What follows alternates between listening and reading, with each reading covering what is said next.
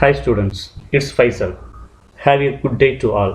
இப்போ தமிழ்நாடு கவர்மெண்ட் கொடுத்துருக்கக்கூடிய bridge course புத்தகத்தில் 9th ஸ்டாண்டர்டுக்குள்ள புக்கில் ஒர்க் ஷீட் 5 பார்க்க போகிறோம். ஓகே, ஒர்க் ஷீட் 5 வந்து ரியல் நம்பர்ஸ். ஏற்கனவே ஒர்க் ஷீட் 4 பார்த்துருக்கோம். இதே ஹெட்டிங்கில் ரியல் நம்பர்ஸ்ங்கிற ஹெட்டிங்கில் ஒர்க் ஷீட் 4 பார்த்துருக்கோம்.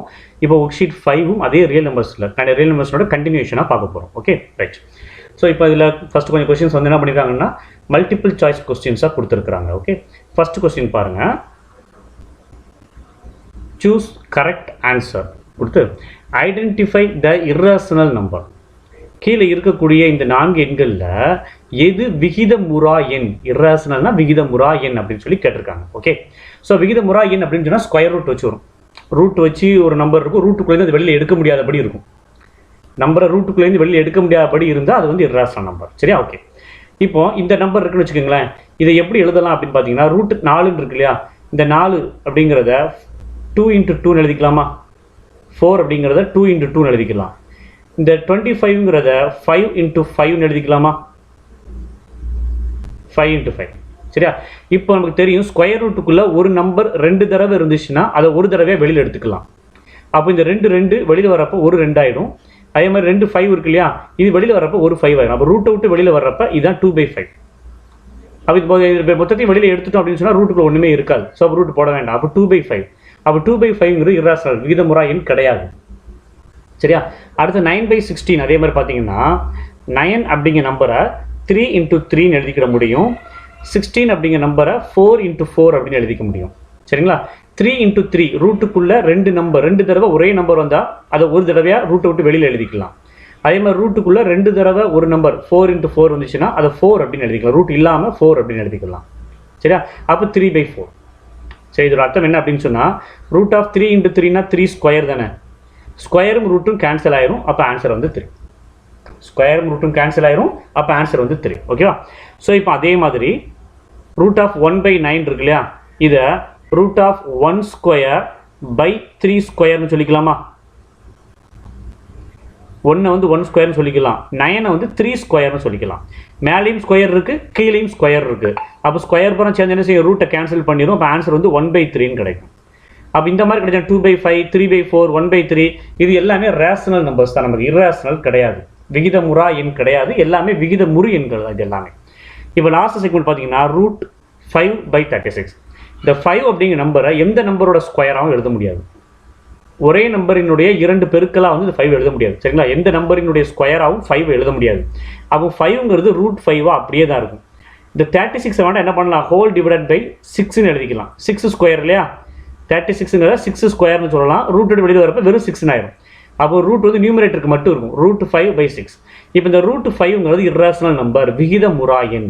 ஒரு விகிதமுறா எண்ணை ஒரு நம்பரால் வகுத்தாலோ பெருக்கினாலோ கிடைக்கிறது ஒரு விகிதமுறா எண் தான். ஒரு இர்ரேஷனல் நம்பர் தான் நமக்கு கிடைக்கும். ஸோ அப்போ இது மட்டும்தான் நமக்கு இர்ரேஷனல். சரிங்களா? அப்போ இதுக்கு ஆப்ஷன் வந்து டி தான். ஃபர்ஸ்ட் கொஸ்டின் ஆன்சர் வந்து ஆப்ஷன் டி. Okay, right.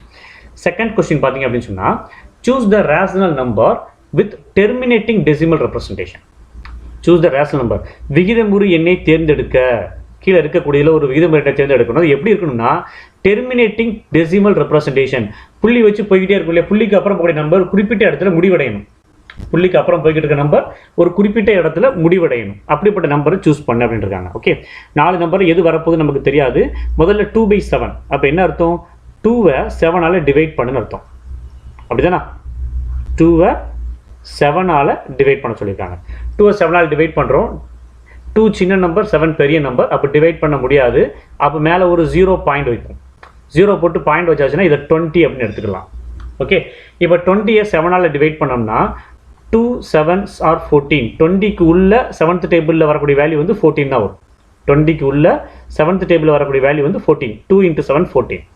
இப்போ இந்த ரெண்டையும் சப்ட்ராக்ட் பண்ணணும்னு சொன்னால் ஒரு 6 கிடைக்கும். 20 - 14 ஒரு 6 கிடைக்கும்.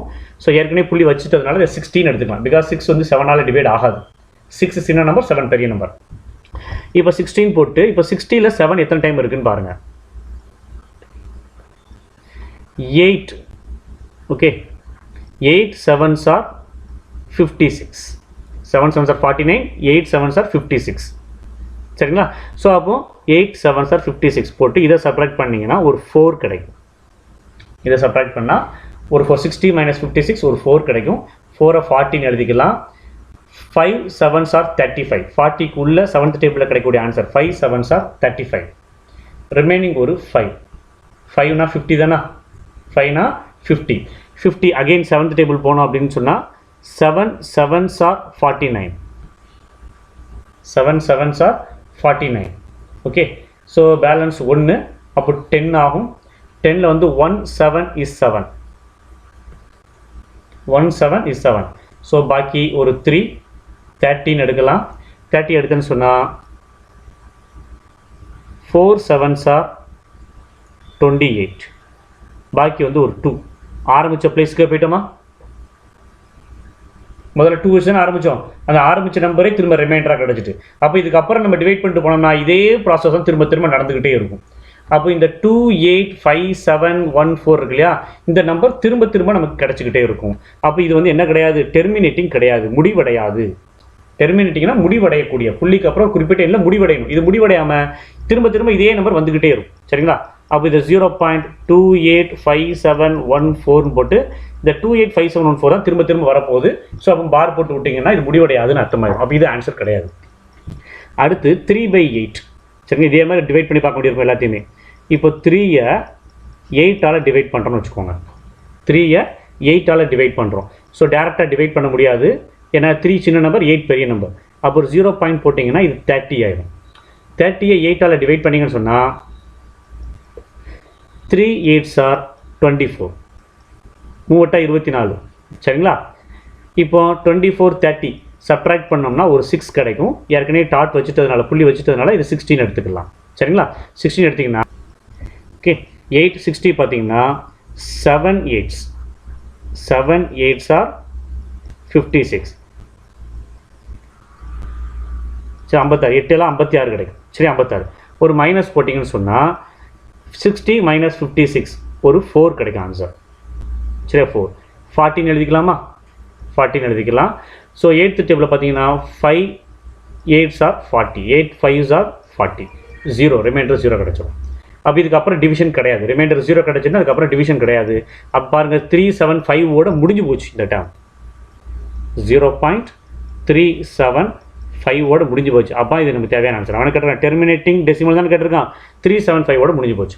இதே மாதிரி மற்ற 2 நம்பர் நீங்கள் செக் பண்ணி பார்க்கலாம். 2வை 3ஆல் டிவைட் பண்ணி பாருங்கள், 1னை 6ஆல் டிவைட் பண்ணி பாருங்கள். இதெல்லாம் முடிவடையாது. இதே மாதிரி போய்கிட்டே இருக்கும், கண்டினியூவாக போய்கிட்டே இருக்குமே தவிர முடிவடையாது. சரிங்களா? ஸோ அப்போ செகண்ட் ப்ராப்ளமுக்கு பி தான் ஆப்ஷன் கரெக்டு. அடுத்து தேர்ட் ப்ராப்ளம் பாருங்கள். The decimal representation of 1/7 is 1/7ஓட டெசிமல் ரெப்ரசன்டேஷன் என்னன்னு கேட்டிருக்காங்க. ஓகேவா? ஸோ அப்போ 1/7 7னால் 1 டிவைட் பண்ண போகிறோம். சரிங்களா? ஸோ அப்போ ஒரு 1 போய் இப்படி சைடில் எழுதிக்குவோம். 1 இதை 7ஆல் டிவைட் பண்ணுறேன். ஓகே, ஸோ டேரெக்டாக டிவைட் பண்ண முடியாது. 1 அப்படிங்கிறது 7 விட சின்ன நம்பர். ஸோ 0 பாயிண்ட் போட்டால் 10 ஆயிரும். 1 7 is 7. சரிங்களா? 1 7 is 7. ஸோ அப்போ அடுத்த நம்பர் என்ன வரணும், சப்ட்ராக்ட் பண்ணால் ஒரு 3. 3னா 30. சரிங்களா? 4 7s are 28. 7th டேபிள் மட்டும் தான் பார்க்கணும். சரிங்களா? 4 7s are 28. ஸோ பாக்கி 2 20. 2 7s are 14. 2 7s are 14. பாக்கி ஒரு 6 60. 8 7s are 56. 56. அகெயின் ஒரு 4 40. ஒரு 40 கிடைக்கும். 40ங்கிறப்ப 5 7s are 35. 5 7s are 35. Okay, 35னா பாக்கி வந்து பேலன்ஸ் வந்து ஒரு 5 கிடைக்கும். அகெயின் 50 போட்டுக்கலாம். 50 போட்டிங்கன்னா 7th டேபிளில் 7 7s are 49. 1 கிடைக்கும் ரிமைண்டர். 1னா 10. ஆரம்பித்த இடத்துக்கே வந்துட்டோமா? 10ங்கிற ஆரம்பித்த இடத்துக்கே வந்துட்டோம். அப்போ ஆரம்பித்த இடத்துக்கு வந்தோம்னா 1 4 2 8 5 7 திரும்ப அப்படியே வரப்போகுதுன்னு அர்த்தம். 1 4 2 8 5 7 இதே நம்பர் தான் திரும்ப டிவைட் பண்ணுற வரப்போகுது. அப்போ இதுதான் நம்மளுடைய டெசிமல் ரெப்ரசன்டேஷன். எங்கே இருக்குது பாருங்கள், 1 4 2 8 5 7 ஆப்ஷன் பி இருக்குங்களா? அப்போ இதுதான் சரியான விடை. சரிங்களா? 1/7 புள்ளி வைத்து எழுத சொல்லியிருக்காங்க. சரி, தசம பின்னங்களாக எழுத சொல்லியிருக்காங்க. தசம பின்னங்களாக எழுதுனா இப்படி தான் நம்மளால் எழுத முடியும். Okay, right. ஓகே, இப்போ அடுத்த ப்ராப்ளம் பாருங்கள். 4th problem. State which of the following statement is true. பின்வரக்கூடிய கூற்றுகளில் எது சரியானது அப்படின்னு கேட்டிருக்காங்க. சரியா? ஃபர்ஸ்ட் நம்பர் பாருங்கள். -2 இஸ் இர்ரேஷனல் நம்பர். -2 ஒரு இன்டிஜர், ஒரு முழு எண். இந்த முழு எண் வந்து விகிதமுறா எண் அப்படின்னு சொல்லியிருக்காங்க. அப்போ இது சரி கிடையாது. சரிங்களா? அடுத்து 1/6 இஸ் அன் இர்ரேஷனல் நம்பர். நீங்கள் 1/6 வகுத்து பார்த்தீங்க அப்படின்னு சொன்னீங்கன்னா புள்ளிக்கு அப்புறம் ஒரு 4-5 நம்பர் வரும். திரும்ப அதே நம்பர் திரும்ப வரும். அந்த ஒரு 5 நம்பர் திரும்ப ரிட்டர்ன் வந்துக்கிட்டே இருக்கும். சரிங்களா? இப்போ 1/6 நீங்கள் 1/6 டிவைட் பண்ணிங்கன்னா, அதாவது 1 6ஆல் நீங்கள் டிவைட் பண்ணணும். சரிங்களா? டிவைட் பண்ணிட்டே போனீங்கன்னா உங்களுக்கு ஆன்சர் எப்படி கிடைக்கும்னா 0.166666 இந்த 6 வந்து ரிப்பீட் ஆகிக்கிட்டே இருக்கும். 1 இருக்கு, ரிமைனிங் 6 வந்து ரிப்பீட் ஆகிக்கிட்டே இருக்கும். சரி, அப்போ ரிப்பீட்டட் வந்துச்சு அப்படின்னு சொன்னால் அதுவும் இர்ரேஷனல் கிடையாது, விகிதமுறா எண் கிடையாது, விகிதமுறு எண் தான். அப்போ இதுவும் ஆன்சர் கிடையாது. சரிங்களா? அடுத்து √25.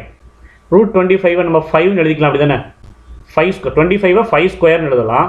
அதுக்கு ரூட் எடுத்தோம்னா ரூட்டும் ஸ்கொயரும் கேன்சல் ஆயிரும், 5 தான் ஆன்சர். ரூட்டுக்குள்ளே ஹோல் ஸ்கொயர் இருந்துச்சுன்னா ஸ்கொயரும் ரூட்டும் கேன்சல் ஆயிரும், 5 தான் ஆன்சர் நமக்கு. அப்போ 5 இஸ் அன் இர்ரேஷனல் நம்பர் அப்படிங்கிற இந்த ஸ்டேட்மெண்ட்டும் தப்பு. √5 is an irrational number. Correct தானுங்களா? 5 ரூட் விட்டு வெளியில் எடுக்கவும் முடியாது.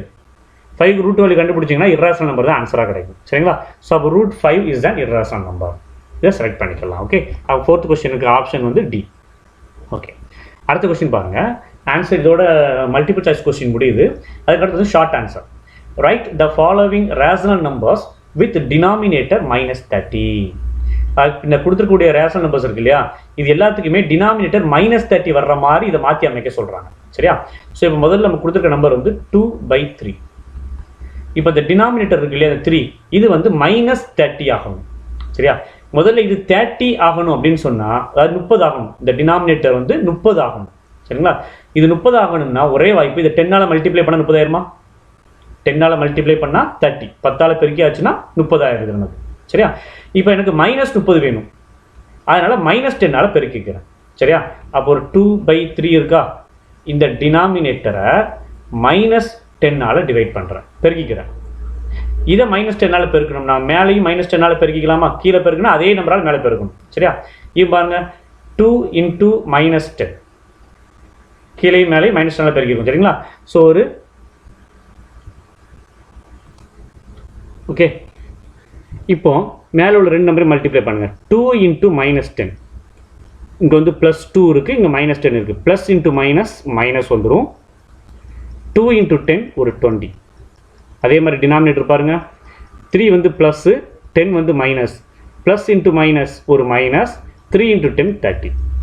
சரிங்களா? அப்போ -20/-30. ஸோ இந்த மைனஸ் கட் பண்ணிடலாமா சார் அப்படின்னு இங்கே கட் பண்ணக்கூடாது. ஏன்னா டினாமினேட்டர் -30 தான் இருக்கணுங்கிறான். டினாமினேட்டரில் -30 இருக்கணுங்கிறான். நீங்கள் இந்த மைனஸ் கட் பண்ணிங்க அப்படின்னா அது 20/30 மாறிடும். டினாமினேட்டர் +30 ஆயிடும். ஸோ அதனால் கட் பண்ண வேண்டாம், அப்படியே இருக்குது நமக்கு. ஓகே, ஸோ இப்போ அடுத்த கொஸ்டின் பார்த்தீங்க அப்படின்னு சொன்னால் -3/5. சரியா? ஸோ இப்போ என்ன செய்யுங்க, -3 நீட்டி விட்டு 5 நான் போட்டுக்கிறேன், இங்கே எழுதுன மாதிரி தான். சரிங்களா? இப்போ இந்த 5ஐ -30 ஆக்கணும். அப்போ முதல்ல 30 ஆக்கிறதுக்கு என்ன பண்ணணும், 5ஐ 6ஆல் மல்டிப்ளை பண்ணால் 30 ஆயிருமா? 5 6 30. எனக்கு -30 வேணுங்கிறதுனால -6ஆல் மல்டிப்ளை பண்ணிக்கிறேன். ஓகே, கீழே -6ஆல் மல்டிப்ளை பண்ணால் மேலேயும் என்ன செய்யணும், -6ஆல் மல்டிப்ளை பண்ணணும். இது பாருங்க, மைனஸ் இன்ட்டு மைனஸ் ப்ளஸ் ஆயிருமா? 3 × 6 18, 3 18 டிவைடட் பை 5 வந்து ப்ளஸ்ஸு, 6 வந்து minus. Plus into minus minus, 5 6 30. அப்போ 2/3னுடைய ரேஷனல் ஃபார்மு டினாமினேட்டர் -30 வர்ற மாதிரி எழுதுனா -20/-30. இதே -3/5க்கு 18/-30 எழுதிக்கலாம். Okay, right. அடுத்து 6th ப்ராப்ளம் பாருங்கள். Find the decimal expansion of 3/8. ஏற்கனவே மேலே செஞ்சுருக்கோம் பாருங்கள். 3/8னுடைய டெசிமல் எக்ஸ்பேன்ஷன் தான் இருக்கா. இந்த செகண்ட் ப்ராப்ளத்தில் சப்டிவிஷன் பி செக் பண்ணியிருக்கோம் இல்லையா, அதுதான் டெசிமல் எக்ஸ்பேன்ஷன். இதை அப்படியே காப்பி பண்ணி இங்கே நீங்கள் எழுதிக்க வேண்டியதான். இந்த செகண்டுக்குள்ள கொஸ்டினை காப்பி பண்ணி அப்படியே இங்கே எழுதிக்க வேண்டியது. சரிங்களா? ஸோ அதனால் கொஸ்டின் நம்பர் 2 அப்படின்னு சொல்லி முடிச்சிடறோம். Okay, right. அதை பார்த்து அப்படியே எழுதிக்கோங்க. அதுக்கு அடுத்து express 2.14 in the form of p/q where p, q are in integers and q not equal to 0. p, q எல்லாமே வந்து இன்டிஜரு அண்ட் q வந்து நாட் ஈக்குவல் டு 0 இருக்கிறப்ப 2.14 இந்த ஃபார்மில் எழுத சொல்கிறாங்க. அதாவது 2.14 இப்போ நம்ம என்ன சொன்னால் ரேஷனல் ஃபார்மில் இருந்த a/b ஃபார்மில் இருந்ததை டெசிமலாக மாற்றணும் இல்லையா, பின்னங்களாக மாற்றணும் இல்லையா நம்ம. தசம பின்னங்களாக மாற்றணும் இல்லையா? இதுக்கு முன்னாடி ஒரு 3/8 இந்த முன்ன ப்ராப்ளம் பாருங்கள். 3/8 டெசிமல் எக்ஸ்பிரஷன், அதாவது பாயிண்ட் வச்சு தசம பின்னங்களாக நம்ம எழுத சொன்னாங்க இல்லையா? இப்போ என்ன செய்யணும், தசம பின்னத்தை கொடுத்துட்டு அதை வந்து A/B ஃபார்மில் எழுத சொல்கிறாங்க. அதாவது P/Q அப்படிங்கிற அமைப்பில் எழுத சொல்கிறாங்க. சரி, ஓகே. ஸோ என்ன செய்யுங்க, பெருசாலாம் ஒன்றும் கிடையாது. இந்த 2.14 இருக்கா, இப்போ புள்ளிக்கு அப்புறம் எத்தனை நம்பர் இருக்குன்னு பாருங்கள். 2 நம்பர் இருக்கு இல்லையா? 2 நம்பர் இருந்தால் 2 0 100 பெருக்கி வகுத்துக்கிடுங்க. சரிங்களா? அப்போ என்ன செய்யலாம்னா இந்த 2.14 ஒரு 100ஆல் பெருக்கி ஒரு 100ஆல் வகுத்துருங்க. புள்ளிக்கு அப்புறம் எத்தனை டெசிமல் இருக்கோ அத்தனை 0 போட்டு முன்னாடி ஒரு 1 போட்டுக்கணும். சரிங்களா? ஸோ அப்போ 2 நம்பர் இருந்துச்சுன்னா 100ஆல் பெருக்கி வகுத்துக்கணும். சரிங்களா? இப்போ 100ஆல் இதை மல்டிப்ளை பண்ணிங்கன்னா என்ன ஆகும், இந்த புள்ளி வந்து 2 டெசிமல் ரைட் சைடு தள்ளி போகும், பெருக்கிறப்ப ரைட் சைடு தள்ளி போகும். சரிங்களா? அப்போ 214 ஆயிரும் பை 100. P/Q ஃபார்ம் தானா? இப்போ பியும் கியூவும் இன்டிஜர் தான். 214 முழு எண் தான், 100 அதுவும் முழு எண் தான் நமக்கு. சரியா? ரைட். அப்போ 214/100ன்னு சொல்லி எழுதிக்கலாம். அடுத்த கொஸ்டின் பாருங்கள், 8th question. Find 3 rational numbers between 1 and 2. 1க்கும் 2க்கும் இடையில் உள்ள 3 ரேஷனல் நம்பர், 3 விகிதமுறு எண்களை கூறுக அப்படின்னு கேட்டிருக்காங்க. சரிங்களா? நான் என்ன செய்யணும், ஒரு நம்பர் லைன் மாதிரி ஒரு லைன் ஃபிக்ஸ் பண்ணிக்கிறேன். இதில் முதல் நம்பர் 1, ரெண்டாவது நம்பர் 2ன்னு எடுத்துக்கிறேன். சரிங்களா? ஃபஸ்ட்டு வந்து இது 1, எண்ட் வந்து 2ன்னு எடுத்துக்கிறேன்.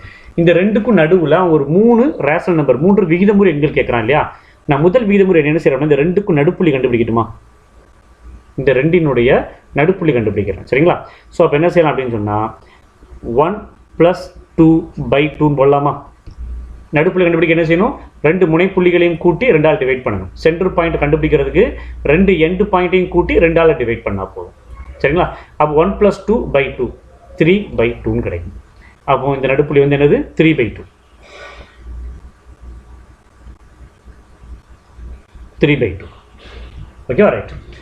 இப்போ பாருங்கள், எனக்கு இதில் 3 இந்த நான் என் கோடில் 3 புள்ளிகள் இருக்குது. 1 3/2 2 அப்படின்னு சொல்லிட்டு இருந்துச்சு. இப்போ 1க்கும் 3/2க்கும் நடுவில் ஒரு நடுப்புள்ளி கண்டுபிடிக்கலாமா? 1க்கும் 3/2க்கும் நடுவில் கண்டுபிடிக்கிறாங்க என்ன ஆகும், அதே மாதிரி இந்த 2 இப்போ 1 3/2 இந்த 2 தான் முனைப்புள்ளிகள். சரிங்களா? அப்போ 1 + 3/2 இந்த 2ஐயும் கூட்டி 2ஆல் டிவைட் பண்ணிடணும். இப்போ 1ம் 3/2 தான் டெர்மினல் பாயிண்ட்ஸ், எண்டு பாயிண்ட்ஸ் நமக்கு. சரிங்களா? ஸோ அப்போ இந்த 2உடைய நடு பாயிண்ட் கண்டுபிடிக்கிறாங்க, இந்த 2ஐயும் கூட்டி 2ஆல் வகுத்தா போதும்.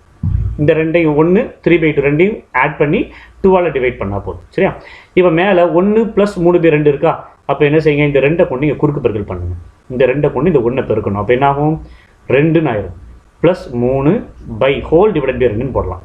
இதை குறுக்கு பெருக்கல் பண்ணிட்டீங்கன்னா மொத்தத்துக்கும் சேர்த்து 2ன்னு போட்டுக்கலாம். இப்போ /2 ஒரு 2 இருக்கும். சரிங்களா?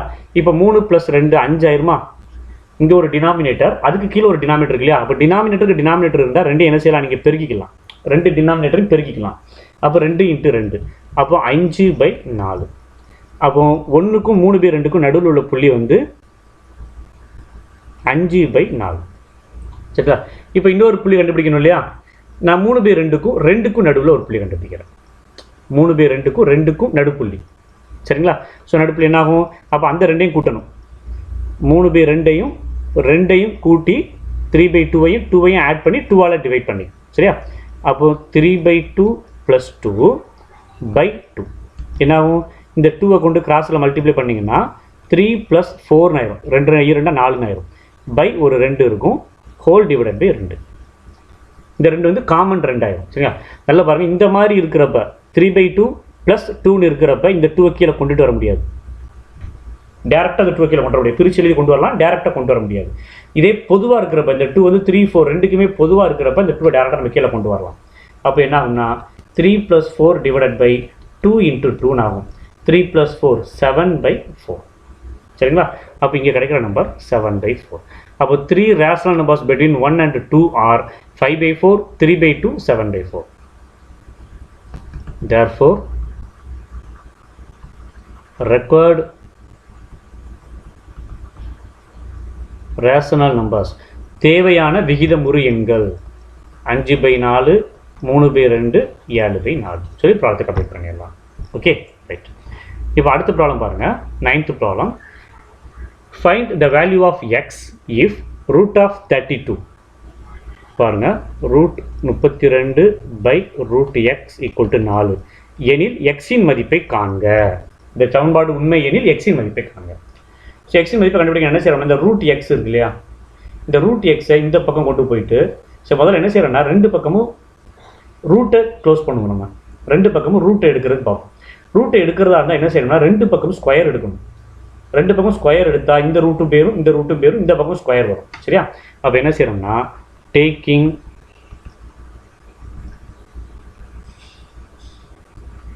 ஸ்கொயர் ஆன் போத் சைட்ஸ், இருபுறமும் வர்க்கப்படுத்த. இந்த இடது பக்கம் வர்க்கப்படுத்தணும்னா இது root 32 whole square by root x the whole square ஆகும். வலது பக்கம் ஸ்கொயர் பண்ணோம்னா 4 ஸ்கொயர் அப்படின்னு ஆகும். சரியா? இப்போ இதை சிம்பிளிஃபை பண்ணுங்கள். ரூட் 32 ஸ்கொயர், ரூட்டும் ஸ்கொயரும் கேன்சல் ஆகி 32 பை அதே மாதிரி ரூட்டும் ஸ்கொயரும் கேன்சல் ஆகி எக்ஸ் ஈக்குவல் டு இங்கே ரூட்டு கிடையாது இல்லையா, அப்போ 4 ஸ்கொயர்னா 4 × 4 16 16ன்னு கிடைக்கும். இப்போ இந்த எக்ஸ் அந்த பக்கம் கொண்டு போயிட்டு 16 கீழே கொண்டு வாங்க. எக்ஸ் இந்த பக்கம் போகுது 16 வரும். எக்ஸ் இங்கே வகுத்தல் இருக்குது. ஸோ அடுத்த பக்கம் போகிறப்ப பெருக்கல் மேலே போகும். வகுத்தல் இருக்கிறது பெருக்கல்னா மேலே போகும். சரிங்களா? இங்கே 16ங்கிற நம்பராக இருக்கு இல்லையா, இந்த 16 எப்படி சொல்லலாம்னா 16 × 1 இருக்குன்னு சொல்லிக்கலாமா? அப்போ இந்த 16 பெருக்கல்ல இருக்கிறனால இது இங்கே வரப்போ என்ன ஒரு வகுத்தல்ல வரும். அப்போ 32/16 ஈக்குவல் டு இந்த எக்ஸ் வகுத்தல் இருக்க எக்ஸ் அங்கே போகிறப்ப பெருக்கல்ல மேலே போகும் equal to X. 16 32 அடித்தோம்னா 2 time cut பண்ணிக்கலாம். ஸோ அப்போ எக்ஸ் ஈக்குவல் டு 2. நம்ம கொடுத்த ப்ராப்ளத்தில் எக்ஸின் மதிப்பு வந்து 2. சரி, ஓகே. இப்போ அதுக்கு அடுத்த ப்ராப்ளம் பாருங்கள். Write the following in ascending order. ஏறுபடி வரிசையில் எழுதுக. ஏறுபடி வரிசையில் எழுதுக. அதாவது சின்ன நம்பர்லேருந்து பெரிய நம்பரை பார்க்க எழுத போகிறோம். ஓகே. அப்போ முதல் நம்பர் என்ன கொடுத்தாங்க, 3√2ன்னு கொடுத்துட்டாங்க. ரெண்டாவது நம்பர் வந்து 2√3ன்னு கொடுத்துட்டாங்க. மூணாவது நம்பர் வந்து √15 கொடுத்தாச்சு. நாலாவது நம்பர் வந்து வெறும் 4. இந்த 4க்கும் சம்மந்தமே இல்லாமல் இருக்கு இல்லையா, அப்போ இந்த 4ஐயும் ஒரு வகைக்கு கொண்டு வர ஒரே வகை என்ன செய்யறோம்னா எல்லாத்தையுமே ரூட்டுக்குள்ளே வர்ற மாதிரி எழுத போகிறேன். எல்லா நம்பருமே ரூட்டுக்குள்ளே வர்ற மாதிரி. சரிங்களா? இப்போ 3√2 அப்படிங்கிறத இந்த 3 இருக்கு இல்லையா, இந்த 3ஐ √3 × √3 எழுதிக்கலாமா? 2 √3 பேருக்குன்னா 3 தான் கிடைக்கும், நமக்கு தெரியும். சரியா? × √2. இப்போ எல்லாத்துக்குமே ரூட் வந்துட்டா அப்போ ஒரே ரூட்டாக போட்டு பெருக்கலாமா? 3 × 3 × 2 equal to root of 3 3s are 9 9 × 2 18. அப்போ ரூட் ஆஃப் 18. ஃபர்ஸ்ட் நம்பரோட மதிப்பு √18. ரெண்டாவது அதே மாதிரி சொல்லுங்க பார்க்கலாம். இந்த 2 அப்படிங்கிறத √2 × √2ன்னு எழுதிக்கலாம் இன்ட்டு ஒரு √3. ஸோ ஒரே ரூட் எழுதணும்னா 2 × 2 × 3 2 4 4 12. அப்போ ரூட் ஆஃப் 12 ரெண்டாவது நம்பர். சரியா? மூணாவது நம்பர் ரூட் ஆஃப் 15. அது ஏற்கனவே ரூட் ஆஃப் 15 தான் இருக்குது, அதை அப்படியே வச்சுக்கலாம் நம்ம. சரியா? நாலாவது நம்பர் 4ன்னு இருக்கு இல்லையா, 4 அப்படிங்கிறத √4 × √4ன்னு பிரித்து எழுதிக்கலாமா? √4 × √4. அப்போ root of 4 × 4 equal to root of 16. Root of 16. இங்கே வந்து ரூட் ஆஃப் 15 இருக்குது. சரியா? இப்போ இந்த உள்ள ரூட்டுக்குள்ள இருக்க நம்பர்ஸில் எது பெரிய நம்பர் எது சின்ன நம்பர்னு பாருங்கள். சரிங்களா? ஃபர்ஸ்ட் நம்பர் 18 12 15 16 இருக்கு இல்லையா, இருக்கிறதுலே சின்ன நம்பர் 12 தானா? அப்போ இதுதான் ஃபஸ்ட்டு. 12க்கு அப்புறம் 15 இது செகண்டு. 15க்கு அப்புறம் 16 இது தேர்டு. 16க்கு அப்புறம் 18 இது வந்து ஃபோர்த்து. சரிங்களா? அப்போ அசெண்டிங் ஆர்டர் ஏறுபடி வரிசை.